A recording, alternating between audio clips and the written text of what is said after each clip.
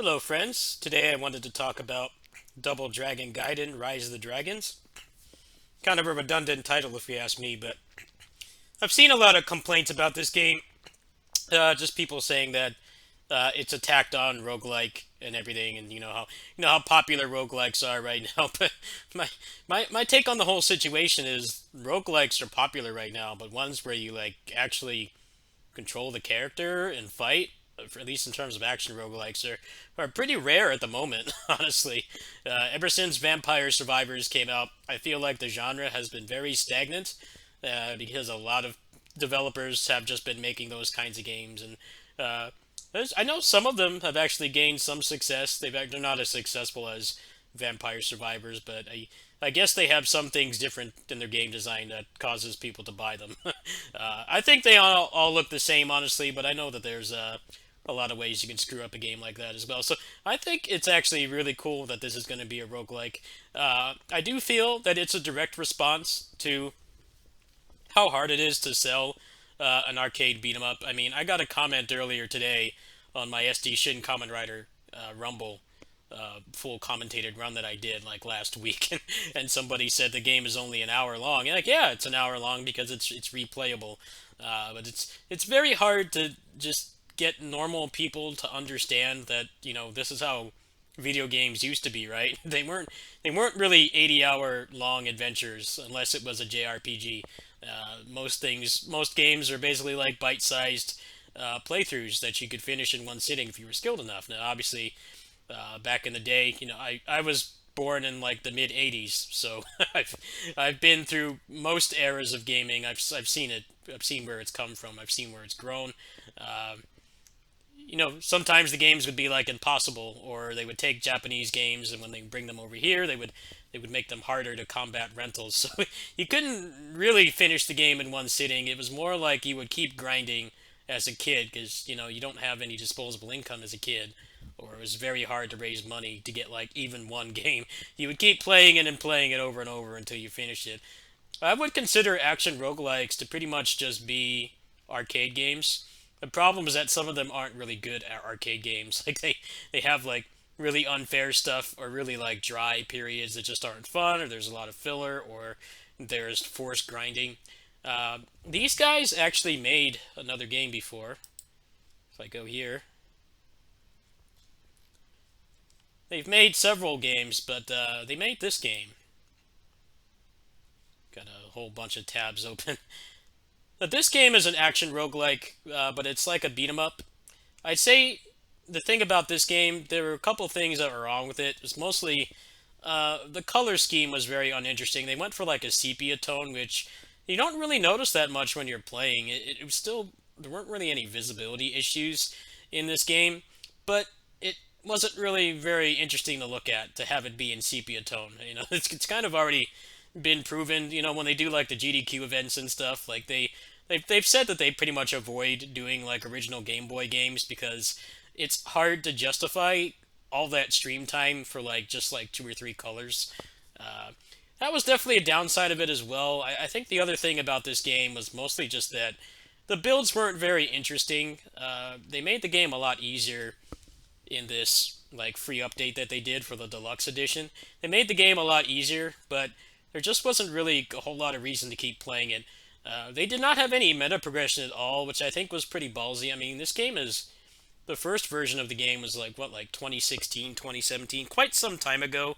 Obviously, the climate for action roguelikes has changed. I mean, the developers of Dreamscaper pretty much said that they had to put meta progression in because it keeps people playing longer. I think the problem is that a lot of times they don't know how to balance the game so that you can beat it with skill. Like SD Shin Kamen Rider Rumble, when I got my hands on the PC version, I was at the mall waiting for the shuttle to come, and I beat the game with no upgrades, which I think is really cool. I think it's nice to have like actual builds that you can make to maintain the replayability and the replay value, but also have it so that you don't have to grind to beat the game. I've definitely been turned off by a lot of games I've played in this genre where they make it seem like it's skill based, like that Lootmancer game. I played that. Like that game is like impossible to beat without grinding. And then all the endings basically require you to grind as well. So it wasn't really even much of a roguelike either. The build system was like non-existent in the game. That game had some cool concepts, but uh, it definitely kind of fell prey to like we need people to keep playing, but we don't want to actually balance the game. So you're just gonna like keep you're just gonna keep playing the same thing over and over and trying to get incremental upgrades that like aren't even interesting. I thought that this game was actually quite fun because you could beat it with skill. I mean, it only took like half an hour to beat it. It was a pretty decent game. I just felt like it wasn't the lack of meta progression that was the problem. It was mostly just that the builds weren't really very interesting. The move sets were small. It didn't feel like you had a whole lot to work with.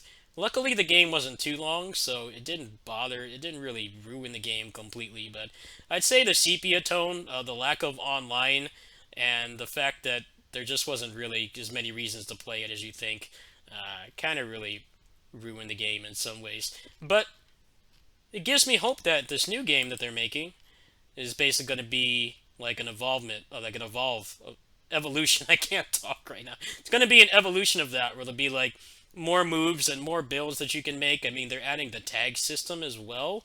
I think it's pretty cool that they have like a lot of character archetypes here. They're going to start with Billy and Jimmy, but you're going to get this new guy here, and then Marion as well. And then there's supposed to be other playable characters, which I assume they're probably going to have like Sunny, and then maybe a bunch of the bosses as well. You can probably look at this like the Egavania games on GBA and DS, where they would have like humanoid sprites that you would fight, like Julius and Maxim and stuff, and it was like pretty obvious that they were just gonna make them into a playable character because they had enough animation frames to be playable. That's likely what this will be too. They did say that there's not going to be any online at start, and I feel like that's a major misfire. I feel like they should fix that. Luckily, on Steam and on PC in general, there's Parsec and Remote Play together. So if you have the game on PC, it's obviously not going to be a super hard game to run. That should hopefully fix that problem, but they're still going to get a lot of bad reviews just because they don't have that. You can go ahead and watch the trailer here. So here's something. Adjust game difficulty to affect the amount of tokens earned per session, and use those tokens to unlock content from the token shop, including characters, tips, and more. Modifier can be used to enter permadeath or even infinite mode. Infinite mode sounds like it could be fun, but I feel like that would really depend on how interesting the builds are. Because there definitely are some games you want to play forever, like Risk of Rain. Those games are notorious for people do like 6 hour runs because you just get more and more powerful and you keep changing your build and leveling up and stuff. But in a beat 'em up, you kind of have to like rein things in a little bit so that you're not just like punching a mile away from everybody and everybody explodes. It's going to be interesting to see what they do with that. I think this is a significant improvement from Streets of Red Devil's Dare Deluxe, which was there was no persistent elements or barely anything to unlock at all. I think this right here is a pretty significant improvement. And then the tagging as well.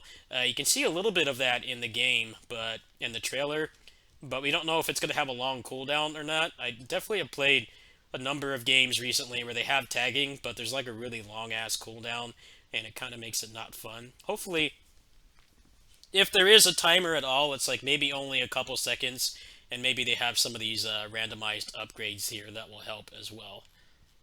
But they did not really tack this on. They've made games like this before. I mean, technically they made Devil's Dare twice. They added quite a bit to the deluxe edition. They rebalanced it as well. They made it easier so that more normal, not so sweaty people could finish it. uh, I think that they have the experience to do it. It's just they need to make the game more replayable. I don't feel like this game had too much replayability, but as things continue, I think that maybe they will make this a better experience overall. I do think it is a little bit of a response. I know people are saying it's tacked on. It's obviously not tacked on because they've made two games like this before. It's just, it's hard to get people to play an arcade flanked game. People won't even touch it because they want 80-hour grind fest. And it's like, well, this is what games have been like longer than what they are now. The expectation now is you get like huge motion captured cutscenes and 80 hours of gameplay with like no repetition, a big open world and stuff. This is how games were until like, maybe like 15 years ago.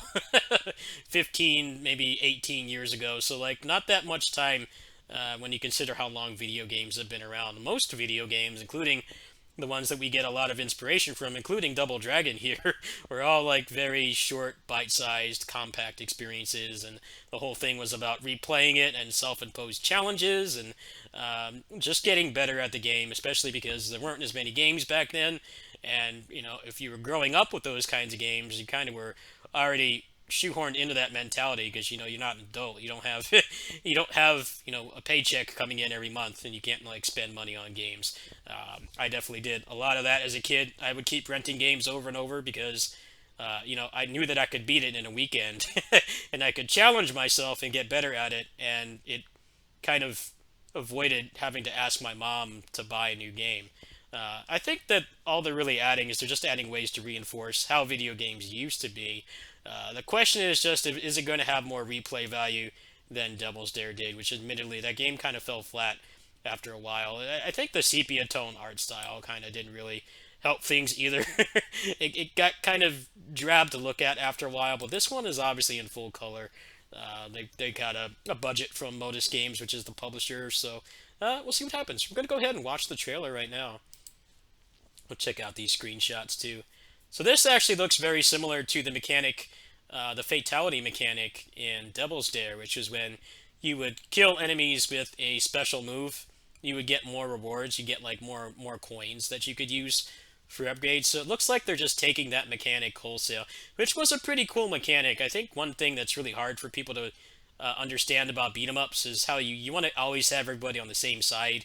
You want to control the enemies with throws or invincible moves and stuff. You don't want to waste too much time running around both sides of the screen of the belt because that's giving them more opportunity to attack you. You want to get everybody on one side and group them together and take them out as efficiently as possible. So it's cool that this game here, if you see this little video here, let me scroll this back. Yeah, if you did a special kill against a bunch of enemies, you would get like scaling upgrades. Here's the massacre. I don't know if I can show that. It's not working. You'll have to take my word for it. Alright, let's see what else they got here. Oh man, that kick looks awesome. I know some people don't like the art style. Secret Base has always done like the really good sprites, but they're small, and I think that the fact that they're small is going to help with a number of things. It'll help with the clutter on the screen. Definitely some of these games have like larger sprites. Like playing Streets of Rage 4 on Mania Plus with like actual human players on with like Parsec or something with 4 players is pretty hectic because the sprites are pretty large. The smaller sprites allow them to make more sprites. Hopefully it'll give them more moves as well, because Devil's Dare characters had pretty small movesets. And then it's also going to be able to increase the amount of enemies on screen. So I think that's going to be a fun way to maybe make the game more difficult or add more run variety. So there's not much to really see here. I don't know if the special is like you can only do 1 per special, or maybe it like takes like a certain increment of them. It's kind of hard to tell, really. Alright, let's go ahead and watch the trailer. Rated E10 for ages 10 and up.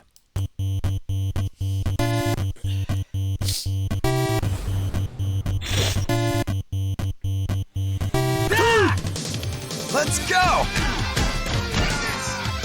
Classic. Can't touch me! Tatsu. Oh, Tetsunko. I'm seeing at least 3 specials there, so maybe there will be even more. Finally! My turn! No escape! But I'm hoping it will be like the tag system. It's like, if you use it as a burst, then there's a cooldown. But if you use it for events, then there's like barely any cooldown. I think that would be really fun, because there's not many meetings like that. Gotcha. Out of my way! So far. Here we go!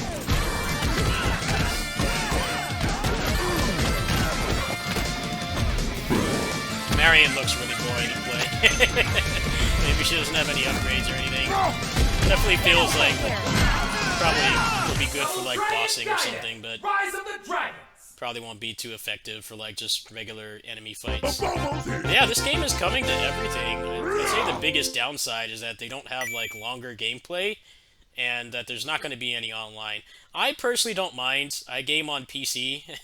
I game on PC and Steam Deck mostly these days, so it wouldn't really affect me that much, but I'm just worried about how many knee-jerk bad reviews they're going to get. I think they said that it's supposed to be later. I hope it will be good netcode, because we all know Streets 4 netcode was kind of, like, tolerable at best. It had a lot of lag and stuff, especially when you tried to play with multiple people, like the 3 or 4 player matches. Shredder's Revenge, as much as I didn't like that game, had really good rollback. Like, even with 6 players, it was still, like, really stable and playable. So, if they need to take extra time to actually give it good netcode, I think that will help quite a bit. I think River City Girls 2 had rollback as well, so the standards are definitely raising. It's just a matter of can they deliver, and we don't know when it's going to be coming. But yeah, I just thought I'd make this video because I've seen a lot of people say that this is just tacked on. They're just doing this to latch on to trends, and people don't realize this game came out like 6-7 years ago, the original version. So they were doing it before anyone else was, really. And they're pretty much just evolving that concept and making it look better and adding more depth and unlockables and stuff, which was the main problem with this game. Is just that it was fun to play, but it was pretty easy to get through, and there wasn't really a whole lot of reason to keep playing. There just wasn't really a whole lot of depth to the combat. So if all of those things are changed, then I'm definitely going to be playing the crap out of this game when it releases. So if you're interested, you can go ahead and look on my channel on the search bar. You can look for Devil's Dare, and you'll find my overview for the original version of the game. I don't think I did anything for Deluxe, but Deluxe is pretty much the same game with like balance changes, and they added some more stuff, but they didn't really add too much stuff to it, I would say. So this pretty much just seems like that game, but better, and with a more recognizable IP. Hope this helps clarify some things. Looks like they have a content creator email here as well. I'm going to try to get into that. I hope that they see like the million videos I have of beat 'em ups and stuff on here. I hope they consider me to be eligible for a key, but I don't know what their standards are for how many subscribers and stuff they need. But if I do get a key, you guys will know as soon as I can say. Thanks for watching.